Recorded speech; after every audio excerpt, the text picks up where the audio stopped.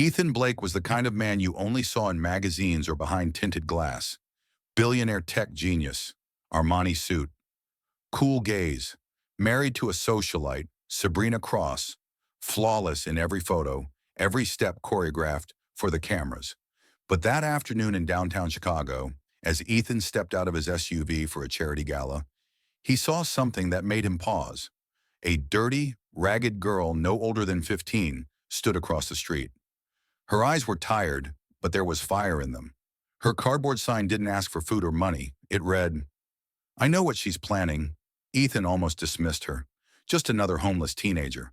But then she stepped forward and said in a trembling voice, "Mr. Blake, your wife, she's not who you think she is." His driver moved to intervene, but Ethan held up a hand. "Excuse me?" The girl lowered her voice. "Her real name is Sarah Dean. I heard her and another man at the Winton Hotel last night.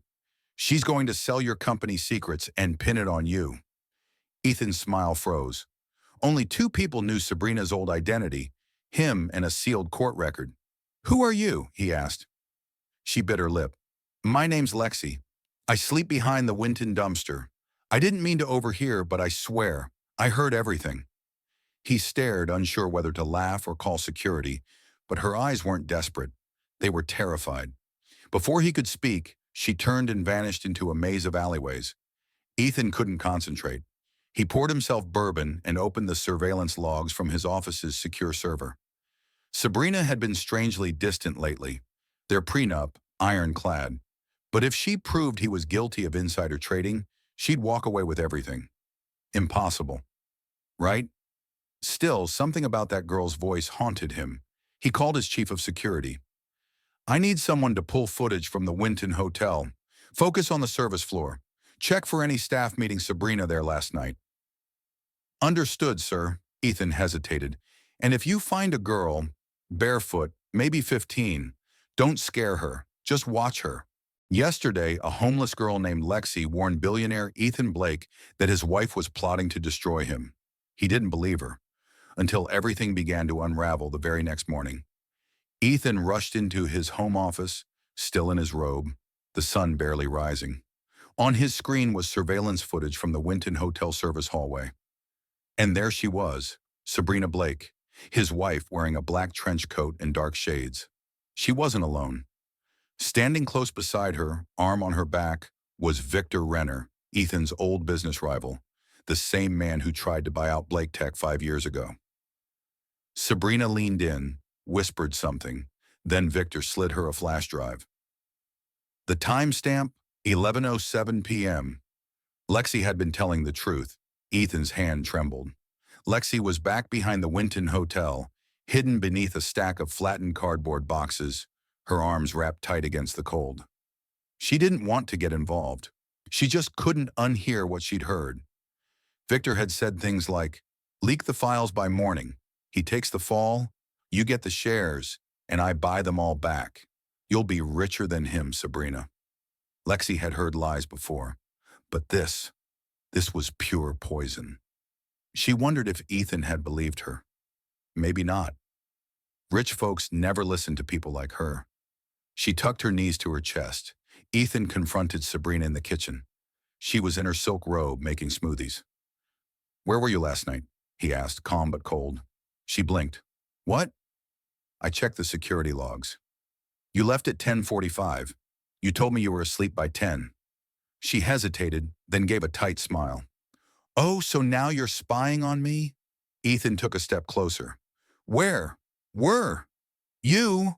She turned away, rinsing the blender. "You're being paranoid, Ethan."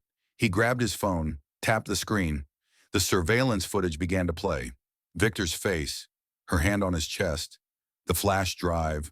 Her smile dropped like a dead weight. Then slowly she turned back. "All right," she said softly. "You want the truth?" Sabrina set her drink down and walked to the window. "I married you because you were stable, powerful, but you were always closed off, cold." Ethan's jaw clenched. "So you decided to ruin me?" "No. I decided to take control. Victor gave me a way out." "A way out? By framing me for federal crimes?" She shrugged, tears now building. You built Blake Tech without anyone's help. You never trusted me. So I made a backup plan, a safety net, just in case. Ethan stared at her, disgust and pain mixing in his chest. You used me. Her next words sealed it. Everyone uses someone, Ethan. I just did it better. That same morning, across town, a black SUV pulled up beside the alleyway near the Winton. Lexi was yanked from behind the trash bin by two men in suits. Mr. Renner wants to know why you're running your mouth, little rat, one of them growled. She kicked, screamed, scratched, but was no match. They stuffed her in the back of the vehicle and drove off. Just then, Ethan's phone buzzed. Private number, a robotic voice played over the speaker. Stay out of this, Mr. Blake. Forget the girl, or we'll make her disappear forever. His blood turned ice. They had Lexi. And now, this wasn't just business. This was war. Lexi, a homeless girl, risked everything to warn billionaire Ethan Blake about his wife's betrayal. Now she's been kidnapped, and Ethan is out of time. Ethan stood frozen in his home office, the robotic voice still echoing in his ear. Forget the girl, or we make her disappear. He had no proof, no warrant, no time to call the police. Just one name, Victor Renner, and one burning thought, he's not going to hurt that girl. Not on my watch. Ethan didn't hesitate. He grabbed his keys, opened a locked drawer, and took out something he hadn't touched in years. A Glock 19, a remnant from his military past. No more talking. It was time to finish this. Lexi was tied to a chair inside an abandoned auto garage on the city's edge. Oil-stained floors, one hanging light bulb, two men, one camera. Victor walked in with calm arrogance, a twisted smile on his face. So you're the street rat who almost ruined my plan, he said, crouching in front of her. I didn't mean to, she whimpered, blood on her lip. I thought he deserved to know the truth. Victor laughed. Truth? The truth is, girls like you vanish every day. No one notices. Then the doors exploded open. A black Escalade rammed through the side entrance. Victor's guards opened fire. But Ethan had already ducked behind a lifted workbench, returning shots with precision, one guard down. Second one wounded and crawling. Victor panicked. Lexi screamed as Victor grabbed her, holding a wrench to her throat. She's nothing to you, Ethan, he yelled. Let me go and I'll disappear. You keep your company. No harm done. Ethan stepped forward slowly, lowering his weapon. You're right. She's nothing to me. Lexi looked up, hurt flashing in her eyes until he added, but she's better than you'll ever be. Shot Victor's arm clean through. Lexi tumbled free. Sirens echoed outside. Ethan had called a trusted friend in Homeland Security on the way. Everything had been recorded. Victor's confession, Sabrina's involvement, the attack. Ethan knelt beside Lexi, untied her gently. You okay? He asked. She nodded slowly, trembling. I thought you wouldn't believe me. I didn't, Ethan admitted. Not until it was almost too late. He helped her up. Come on, you're not going back to the streets. Not ever. Sabrina Blake and business tycoon Victor Renner, arrested in insider trading conspiracy. Anonymous teen saves tech giant from billion-dollar collapse. But Lexi wasn't anonymous anymore.